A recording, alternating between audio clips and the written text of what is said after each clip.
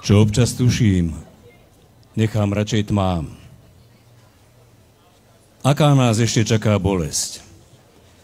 Kde sa vynorí z hlbiny dňa či noci?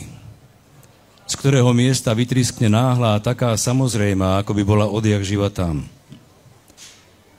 Veľmi sa bojím, že miera tvojho hnevu sa naplnila, Pane, a že v Sodome už nie je to spravodlivých.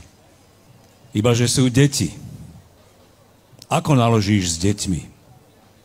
Tak ako príroda, čo jak žijú plitvá mláďatmi, svedčiac vo vlastný prospech? Iba, že ty si od nej väčší. A práve väčší tým menej môžu, o čo viacej smú. Radšej mi z očí nesnímaj tú tmu. Čo budeš, Pane, robiť s mláďatmi nie už tvojej doby? Podržíš ruku nad nimi? Nedovoľ blúdiacemu času, aby ich obral o ich krásu a prestali byť šťastnými.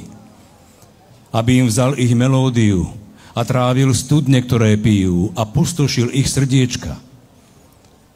Voda, čo nikdy nezamrzá, tá najsvätejšia voda, slza, nesmie im padať spod viečka. Rob všetko, čo len môžeš robiť, aby si deti chorej doby uchránil, Bože, od zlého. Zostaň ich chrániť pri kolíske a nechaj čistým, čo je čisté.